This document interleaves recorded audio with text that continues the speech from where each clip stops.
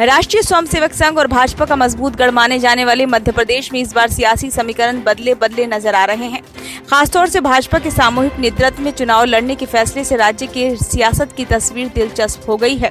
सत्ता बचाने के लिए पार्टी ने इस बार राज्य के अलग अलग क्षेत्रपों को अपना अपना क्षेत्र बचाने की जिम्मेदारी दी है। दूसरी ओर कांग्रेस की कोशिश ऑपरेशन लोटस के जरिए गंवाई सत्ता को फिर से हासिल करने की है। दिलचस्प यह है कि इस बार चुनावी जंग में भाजपा व कांग्रेस ने चेहरे के सवाल पर चुप्पी साध ली है। भाजपा ने सामूहिक नेतृत्व में चुनाव लड़ने की घोषणा कर सीएम शिवराज सिंह चौहान के भविष्य पर असमंजस की स्थिति पैदा कर दी है। दूसरी ओर कांग्रेस ने भी बीते चुनाव के बाद मुख्यमंत्री बनाए गए कमलनाथ को चेहरा बनाने की घोषणा नहीं की है। भाजपा ने अपने सबसे बड़े ब्रांड पीएम मोदी को आगे किया है, वहीं कांग्रेस ने राहुल गांधी, प्रियंका गांधी समेत दूसरे नेताओं की अलग अलग भूमिका तय की है। खोई सत्ता हासिल करने के लिए कांग्रेस राज्य सरकार के भ्रष्टाचार को मुद्दा बनाने में जुटी है। पार्टी ओबीसी से जुड़े सवालों को केंद्र में लाने के साथ दलित आदिवासियों में पैठ बनाने की कोशिश में है। शहरी वोट को साधने के लिए प्रियंका को तो आदिवासी दलितों के बीच राहुल को भेजने का फैसला किया है। शिवराज को मुख्यमंत्री पद का चेहरा घोषित नहीं करने के साथ ही भाजपा ने 3 केंद्रीय मंत्रियों सहित 7 सांसदों और महासचिव कैलाश विजयवर्गीय को मैदान में उतारा।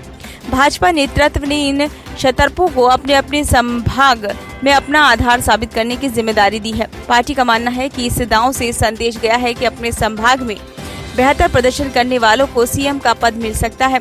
ऐसे में ये सभी दिग्गज नेता पूरी ताकत लगाएंगे। राज्य में मामा के नाम से मशहूर शिवराज ने भाजपा के लिए आधी आबादी केंद्रित कई योजनाओं के जरिए महिला वोट बैंक तैयार किया है। इस बीच उन्होंने सरकारी नौकरी में आधी आबादी को 35% आरक्षण देने की घोषणा की है।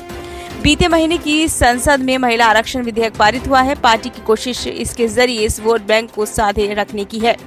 राज्य की 82 सीटें SC/ST के लिए आरक्षित की हैं।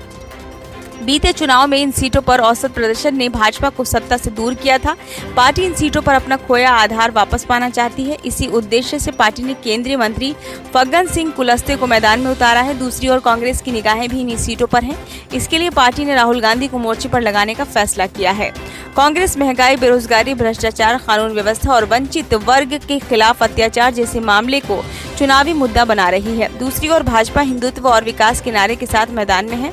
पार्टी राज्य की नकद प्रोत्साहन योजनाओं के साथ केंद्रीय योजनाओं का सहारा ले रही है। मध्य प्रदेश के लिए पार्टी ने इससे पहले जारी 3 सूची में सीएम शिवराज के नाम की घोषणा नहीं की थी। 57 उम्मीदवारों की चौथी सूची में उन्हें एक बार फिर से बुधनी सीट से मौका दिया गया है।